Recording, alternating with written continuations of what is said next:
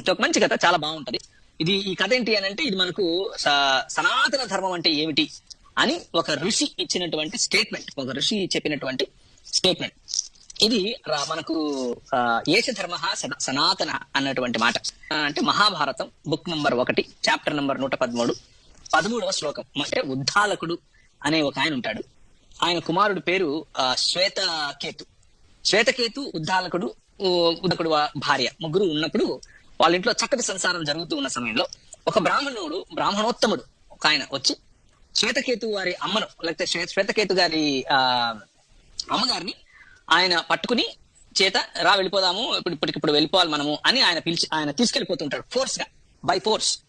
అలా తీసుకెళ్లే సమయంలో ఉద్దాలకుడుని చూస్తూ శ్వేతకేతు కోపం వచ్చి, ఏంటి ఇలా అవుతుంది, ఇలా వెళ్ళిపోవటం తప్పు కదా, నాకు చాలా కోపంగా ఉంది అని అన్నప్పుడు ఆయన ఉద్దాలకుడు ఏమన్నారు అని అంటే, ఇదే సనాతన ధర్మం నాయన, బ్రాహ్మణుడికి ఏది కావాలో చివరికి నీ భార్య అయినా నీ తల్లిగారైనా సరే ఇవ్వాల్సిందే అని చెప్పాడు. ఇది నేను చెప్తున్నది కాదు, మహాభారతంలో నేను ఇంతవరకు ఇచ్చినటువంటి రెఫరెన్స్ కూడా నేను మీకు చెప్తున్నాను. ఈ కథ ఎవరైనా సరే మీరు చదువుకున్న వారు మీకు తెలియదు ఏం కాదు. గురుగారు మీరేమంటారు దీనికి? యశధర్మ సనాతన అని చెప్పేసి ఒక లైన్ ఒకటి చెప్పుకొచ్చి దానికి ఇదంతా కూడా కొక్కిరే స్టోరీ చెప్పుకొచ్చాడు. ఈ అదొక అర్థం కావాల్సింది ఏంటంటే, ఫస్ట్ ఆఫ్ ఆల్ ఈ స్టోరీ మహాభారతం మొత్తం మీద ఎక్కడా కూడా లేదు. ఈ స్టోరీ మహాభారతం మొత్తం మీద ఎక్కడా కూడా లేదు. దయచేసి ముందే చెప్తున్నా, ఎవ్వరూ కూడా ఈ రెఫరెన్స్ ఎతికే ప్రయత్నం చేయకండి. ఎందుకంటే ఆ రెఫరెన్స్ అక్కడ ఉండదు కాబట్టి. అలా అని చెప్పేసి ఆది పర్వంలో ఉంటుంది అనుకుని ఎతుకుతారేమో, ఎతకమాకండి, అక్కడ కూడా దొరకదు. ఎందుకంటే వీడి చెప్పే సొల్లు ఏ భారతంలోనూ లేదు. బహుశా ఏ బస్టాండ్ పుస్తకం పట్టుకుని ఏ 10 రూపాయలతో 25 రూపాయలతో ఎవడో పబ్లిషర్ ప్రింట్ చేసుకుంటాడు సెన్సేషన్ కోసం. ఆ బస్టాండ్ పుస్తకాలను చదువుకున్న బస్టాండ్ అది వీడు. వాడు గతంలో మాట్లాడిన తప్పుడు వ్యాఖ్యలన్నీ ఏవైతే ఉన్నాయో వాటిని ఇప్పటికీ కూడా ట్రెండింగ్ చేస్తూ ఉన్నారు. మరి ఆ అబద్ధాలు ఇప్పటికీ తిరుగుతున్నప్పుడు ఇప్పటికైనా మనం నిజం చెప్పకపోతే కష్టం కదా. అందుకే ఆడు చెప్పిన అబద్ధాలు ఏంటి, దానికి మనం చూపించాల్సిన నిజాలు ఏంటి అనేది తెగొట్టేద్దాం రండి. హాయ్ ఫ్రెండ్స్, అందరికీ వందనాలండి. Praise the Lord. అలాగే హైందవులు కూడా నా యొక్క నమస్కారాలు తెలియజేస్తా ఉన్నాను. ఈ లలిత్ కుమార్కి బైబిల్ పట్ల అవగాహన లేదు, అలాగని ఆయన ఇప్పుడు నమ్ముతున్నటువంటి హిందూ గ్రంథాల పట్ల కూడా ఎటువంటి అవగాహన లేదండి. కనీసం తెలియకపోయింది, కనీసం వీడియో చేసే ముందు మినిమము అన్వేషణ కూడా చేయడు. ఈ శ్వేతకేతు స్టోరీ అంట మహాభారతంలో లేదు, సనాతన ధర్మ అనే కాన్సెప్ట్, ఏషధర్మ సనాతన కాన్సెప్ట్ అసలు మహాభారతంలో లేదు అని చెప్పి గీతాప్రస్ అనువాదం పక్కన పెట్టుకొని మాట్లాడుతూ ఉన్నాడు. గీతాప్రస్ అనువాదంలో ఎందుకుంటుంది లలిత్ కుమార్? గీతాప్రస్ అనువాదంలో ఉండదు. నువ్వు ఏదైతే పక్కన పెట్టుకున్నావో గీతాప్రస్ అనువాదం మహాభారతం ఏదైతే ఉందో అందులో ఉండదు. ఎందుకు ఉండదంటే కొన్ని నచ్చని విషయాలు ఏదైతే అవి వాళ్ళు ప్రింట్ చేయరు. అలాగే రాముడు మాంసం తిన్నాడా అనే విషయంలో కూడా గీతాప్రస్ అనువాదం వాళ్ళు చేయలేదు. ఎందుకు చేయలేదు అంటే రాముడు అబద్ధం ఆడాడు కదా అని చెప్పి. కాబట్టి గీతాప్రస్ అనువాదాన్ని చూపిస్తూ హైందవులను మోసం చేస్తూ ఉన్నారండి కొంతమంది. కాబట్టి గీతాప్రస్ మహాభారత అనువాదంలో ఈ శ్వేతకేతు హిందూ సనాతన ధర్మం మ్యారేజ్ సిస్టమ్ని సంస్కరించిన విషయాలు గీతాప్రస్ అనువాదంలో లేదు, కానీ మిగతా మహాభారతాల్లో ఉంది. ఇతనికి తెలియక కాదండి, కావాలని మాట్లాడాడు ఇలాగా అని 100% చెప్తున్నాను నేను. ఎందుకంటే ఇలాగా అబద్ధాలు చెప్పకపోతే వీళ్ళకి బతుకులేదు కాబట్టి. ఎందుకంటే చెప్తున్నాను అంటే, చూడండి, ఈ శ్వేతకేతు గురించి మనం గూగుల్లో సెర్చ్ చేస్తే కనుక, బేసిక్గా చెక్ చేస్తే కనుక, బేసిక్ విషయాలు చెక్ చేస్తే కనుక చూడండి ఏముందో. శ్వేతకేతు స్టోరీ ఇన్ మహాభారతాన్ని కొట్టానండి గూగుల్లో. కొడితే ఏమొచ్చింది చూడండి, మహాభారతంలో ముఖ్యంగా ఆది పర్వంలో ఉంది అని చెప్పి మాట్లాడుతూ ఉన్నాడు. మరి ఈ లలిత్ కుమార్ చెక్ చేయలేదా అంటే చెక్ చేసే ఉంటాడు, కానీ ఈ విధంగా అబద్ధాలు చెప్పకపోతే అతను నమ్మినటువంటి బర్రెలు మోసపోవాలి కదా. మరి అతని బర్రెలు ఇతను నమ్మి మోసపోతున్నాయి కాబట్టి ఈ యొక్క వీడియో చేస్తూ ఉన్నాం. చూడండి, మహాభారతంలో ముఖ్యంగా ఆది పర్వంలో ఉందంట, శ్వేతకేతు మహర్షి వివాహంలో జీవితాంతం విశ్వసనీయత అనే సామాజిక నియమాన్ని స్థాపించినందుకు ప్రసిద్ధి చెందారు. తన తండ్రి సమక్షంలో ఒక అపరిచితుడు బహిరంగంగా తన తల్లి చేతిని పట్టుకోవడం చూసి ఆయనకు కోపం వచ్చి ప్రాచీన వైవాహిక ఆచారాలను సంస్కరించడానికి దారితీసింది. ఆ తర్వాత ఆయన ఈ చట్టాన్ని ప్రవేశపెట్టాడు అని చెప్పి బేసిక్ వచ్చిందండి. ప్రవీణ్ ప్రడాల్ గారు అబద్ధాలు చెప్పాడు అది ఇది అని చెప్పి నోటుకొచ్చినట్టు ఆయన మీద నోటి విరోచనాలు చేసుకున్నాడు ఈ లలిత్ కుమారు. కనీసము ఈ యొక్క గూగుల్ సెర్చ్ చేసి అప్పుడు ఆలోచన చేస్తే అర్థమైపోద్ది కదా. అర్థం అయిపోద్ది. అయినా అర్థమైనా సరే నిద్రపోతున్నట్టు నటిస్తూ ఉంటారు ఇతను. ఆ! కావాలని అమాయక హైందవులు హిందూ గ్రంథాలు చదవరు గదా! అని జెప్పి వారిని మోసం జేసి, వారిచ్చే చిల్లర డబ్బులతో బ్రతుకుతా ఉన్నాడనమాట. ఈ విధంగా క్రైస్తవ్యాన్ని లేకపోతే సేవకుల మీద నోటికొచ్చినట్టు నోటి విరేచనాలు జేసుకొని. ఆ! దీని గురించి మనం గతంలో వీడియో చేసామండి. బస్ స్టాండ్ వెధవ ఎవరని జెప్పి మనం వీడియో చేసాం ఆల్రెడీ. చూడండి థంబ్‌నెయిల్. చేస్తే మరి ఆ వీడియో చూడాలి గదా! చూడలేదు. మళ్ళీ హిందూ జనశక్తిలో ఉన్న వీడియోస్‌ని తిరిగి హిందూ ఎక్కువ అని జెప్పి ఇంకో ఛానెల్ పెట్టుకొని అందులో అప్‌లోడ్ చేస్తా ఉన్నాడు. కాబట్టి అబద్ధాన్ని ఎన్ని సార్లు వీళ్ళు అప్‌లోడ్ చేస్తే, సత్యాన్ని గూడా అన్ని సార్లు అప్‌లోడ్ చేసి మనం ప్రజలకు సత్యాన్ని తెలియజేయాలండి. క్రైస్తవుడు ఎప్పుడు గూడా అబద్ధాలు చెప్పి సత్యస్థాపన చేయడు. క్రైస్తవుడు ఎప్పుడు సత్య ప్రకారంగా జీవిస్తాడు, సత్యాన్ని చెప్తాడు. ఆ విధంగా సత్యాన్ని స్థాపిస్తాడండి. ఆ! అబద్ధం చెప్తే ఈరోజు కాదు రేపు పొద్దున బయటపడుద్ది. సత్యం పక్షాన క్రైస్తవుడు ఎప్పుడు నిలబడతాడు. ఆ! కాబట్టి ప్రవీణ్ పడాల గారు లేకపోయినా ఆయన పక్షాన మనం నిలబడి అతనికి చెడ్డ పేరు ఏదైతే తీసుకొస్తున్నారో వీళ్ళకి బుద్ధి చెప్పాల్సిందుంది. కాబట్టి అది విషయం మిత్రులారా. మహాభారతంలో అది ఎక్కడుందో ఏంటో అనేది మొత్తం వివరిస్తూ ఆ యొక్క పాత వీడియోని మళ్ళీ పెడుతున్నా చూడండి. నచ్చిన వారు లైక్ చేయడం మరవద్దు. లైక్ చేసి, కామెంట్ చేసి అనేకులకు షేర్ చేసి సత్యాన్ని తెలియజేయండి. Thank you. Praise the Lord. ఇప్పుడు మనం మహాభారతంలో అది ఉందా లేదా, ప్రవీణ్ పడాల గారు చెప్పినటువంటి ఆ మాట ఉందా లేదా అనేది మనం చూద్దామండి. ఓకే, మూలం కొద్దాం, తర్వాత తిరుమల దేవస్థానం కొద్దాం. కుమార్ చెప్పినట్టుగా మనకి మహాభారతంలో లేదు లేదు అది ఇది అని చెప్పి మాట్లాడాడు కదా. మహాభారతంలో ఉందండి. ఇది మనం వ్యాస మూలంలో చూస్తాం. అలాగే తిరుమల తిరుపతి దేవస్థానం కూడా చూద్దామండి. చూడండి, గమనించండి. ఆది పర్వము ఆర్ష విజ్ఞాన ట్రస్ట్ ప్రచురణ, ఏదైతే ప్రింటింగ్ ప్రెస్ వాళ్ళ ఆర్ష విజ్ఞాన ట్రస్ట్ వాళ్ళు ప్రచురించినటువంటి మహాభారత వ్యాస మూలం ఆది పర్వం నుండి వస్తున్నాము. గమనించండి, దీంట్లో ఆది పర్వము ఈ యొక్క అనువక్త ఎవరు, అనువాదం చేసిన వ్యక్తి ఎవరు, ఇది అంటే 2 పుస్తకాలుగా ఉంటుంది. రెండో పుస్తకం అనమాట.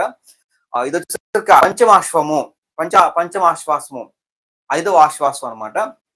122వ అధ్యాయం 1 నుండి 25 శ్లోకాలులో ఇదన్నమాట. మనం చూద్దాం. ఇక్కడ గమనించండి, చూడండి. ఇక్కడ చూడండి, పూర్వము శ్వేతకేస్తువు శ్వేత మాతను అతని తండ్రి ముందరే ఒక బ్రాహ్మణుడు ఆమెతిని పట్టుకుని వెళ్ళేదము రమ్ముని పలికెను. అంతట ఋషి పుత్రుడు కోపంతో ఆసనంతో ప్రేమింపబడిన వాడాయను. బలాత్కారంగా తన మాతను చూచి కోపించిన పుత్రుని చూచి శ్వేతకేతువుతో తండ్రి పలికెను, నాయన నీవు కోపమును చేయకుము, ఇది సనాతన ధర్మము. అన్ని వర్ణములలోని స్త్రీలు ఈ భూమిపై ఆదరణ లేని వారే. క్లియర్ గమనించి, ఇక్కడ ఏదైతే మనకి ప్రవీణ్ ప్రగడాల గారు చెప్పారో, ఏష ధర్మ సనాతన అని చెప్పి ప్రవీణ్ ప్రగడాల స్పష్టంగా చెప్పారు. ఈ యొక్క శ్లోకంలో ఉన్నటువంటి ఈ శ్లోకాన్ని చెప్పారు. దీన్ని ప్రవీణ్ ప్రగడాల చెప్తే దాన్ని మన లలిత్ కుమార్ లేదు లేదని మాట్లాడాడు. లలిత్ కుమార్ కళ్ళు పెట్టి జాగ్రత్తగా చూడు. ఏష ధర్మ సనాతన అని చెప్పి క్లియర్ గా మనకి. ఓకే, దీంట్లో ఏమి క్లియర్ గా శ్వేత యొక్క భార్యని తీసుకుని పోతా ఉన్నాడు. దానికి శ్వేతకేతు తండ్రి ఏమంటే ఇదే సనాతన ధర్మము అంటున్నాడు. కాబట్టి దీనే ప్రస్తావించాడు. అంటే శ్వేతకేతు వచ్చి ఇలా తీసుకెళ్ళకూడదు, ఒకటి వారిని ఇంకోటి తీసుకుని వెళ్ళకూడదు, ఎలాగే ఎవరికి నచ్చిన వాళ్ళతో వెళ్ళకూడదు అనేది తర్వాత నుండి శ్వేతకేతు రూల్ పెడతాడు. భర్తతోనే ఉండాలి, వేరే వాళ్ళతో వెళ్ళకూడదు అని రూల్ పెడతాడు. అలాగే ఒకళ్ళతో వేరే వాళ్ళతో వెళ్ళడం అనేది తప్పు అని శ్వేతకేతు రూల్ పెడతాడు. అప్పటిదాకా సనాతన ధర్మమే ఉండింది. కాబట్టి ఇది విషయాన్ని ప్రస్తావిస్తే ప్రవీణ్ ప్రగడాల గారు దాన్ని ఎక్కడా లేదని చెప్పి మాట్లాడాడు. మనకి చూపించాము, ఇప్పుడు వ్యాస మహాభారతం చూపించాం. ఓకే, ఇది సంగతి. అయితే తర్వాత మనకి ఇప్పుడు బస్టాండ్ పుస్తకాలు, బస్టాండ్ విలువ అది అని మాట్లాడాడు కదా. అది ఎక్కడ లేదు. ప్రవీణ్ ప్రగడాల గారు ఏదో బస్టాండ్ పుస్తకాలు కొన్నాడు, బస్టాండ్ విధవ అని చెప్పి మాట్లాడా. బాబు, ముందు ఇంకోటి కూడా చూడు. తిరుమల తిరుపతి దేవస్థానం ప్రచురణ. తిరుమల తిరుపతి దేవస్థానం వాళ్ళు బస్టాండ్ పుస్తక అప్రామాణిక గ్రంథాలు ప్రచురణ చేయరు కదా. తిరుమల తిరుపతి దేవస్థానం అంటే మీకు గౌరవం ఉందా లేదా? కాబట్టి ఇప్పుడు దాకా మనం శ్లోకాలు చూస్తాం, ఇప్పుడు పద్యాలు చూద్దామండి. తిరుమల తిరుపతి దేవస్థానంలో వాళ్ళు ప్రచురించినటువంటి పద్యంలో కూడా చూద్దాం. సరికి సంపుటి 2 యాక్చువల్లీ 1 స్క్రీన్ షాట్ తీసిన సంపుటి 2 పుస్తకంలో ఉందన్నమాట. 5వ ఆశ్వాసం ఇక్కడ చూడండి. సంపుటి 2 ఆది పర్వము 5వ పంచమాశ్వాసంలో ఇది మనకి పాండురాజు కుంతితో చెప్తున్న సందర్భం ఇది ఉందన్నమాట. ఇక్కడ చూడండి ఎక్కడ ఉంటుంది అంటే శ్వేతకేతుడు చూడండి శ్వేతకేతుడు స్త్రీ పురుషుల విషయమున గవించి కట్టడి చేయటం, రూల్స్ పెట్టడం అనేది ఇక్కడ జరిగింది అని చెప్పి మనకు మహాభారతంలో ఉంది. అంటే ఈ కాలం దాకా, మహాభారత కాలం అంటే ద్వాపర యుగం దాకా, అంటే అంత ముందు కృతయుగంలో ఈ రూల్స్ అండ్ రెగ్యులేషన్స్ ఎవరికి నచ్చపోవడం పిల్లలకు అంటం అనమాట. అంటే మహాభారతం ద్వాపర యుగం దాకా, అంటే త్రేతాయుగంలో కూడా మరి కాన్సెప్ట్ లేదు మరి దీని ప్రకారంగా. కాబట్టి ఇది కాన్సెప్ట్. సరే చూడండి, ఇప్పుడు ఇది 84వ పద్యం అండి. ఈ పద్యంలో ఏముందంటే, పద్యం కావాలంటారు కాబట్టి పద్యం చూపిస్తా ఉన్నాను నేను. ఓకే,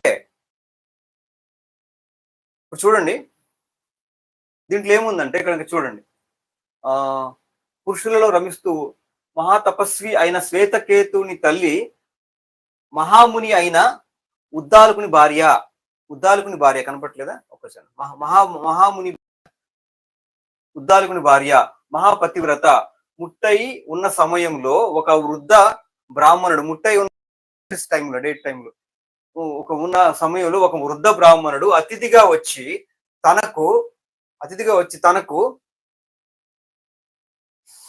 పుత్రుడు కావాలని ఆమెను కామింపగా శ్వేతకేతుడు కోపించి ఇది ధర్మ విరుద్ధము అని తిట్టి దాన్ని సహించక అప్పటి నుండి శ్వేతకేతుడు పురుషుల విషయమున గావించి కట్టడి చేశాడు అనేది మనకు కనపడుతుంది. అంటే అప్పటి నుండి రూల్స్ పెట్టాడు అని చెప్పి కనపడుతూ ఉంది అనమాట. చూడండి,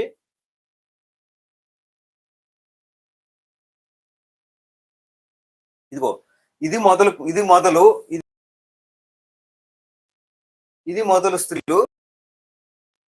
మొదలు స్త్రీలు ఎప్పుడు పరపురుషులను కోరుకూడదు. వివాహిత స్త్రీలకు పురుష సంగము వలన సర్వపాపాలు కలుగుతాయి అని చెప్పి, అప్పటి పరపురుషులు కలిస్తే మొగుడుతో కాకుండా పరపురుషులతో కలిస్తే సర్వపాపాలు కలుగుతాయి అని చెప్పి ఈ కేతు అనే వ్యక్తి ఎవరైతే ఉన్నాడో అప్పటి నుండి రూల్స్ పెట్టాడు అనమాట. కాబట్టి అప్పటిదాకా సనాతన ధర్మం అంటే ఎవరు స్త్రీకి నచ్చిన స్త్రీలను తీసుకెళ్లే పరిస్థితి ధర్మము అని చెప్పి మనకు చూసాం అనమాట. కాబట్టి ఇది ఉన్న విషయం చెప్పాను తప్ప లేని విషయం ఏం చెప్పామా? అనవసరంగా రెచ్చగొట్టే కదా మీరు చేసిన పని.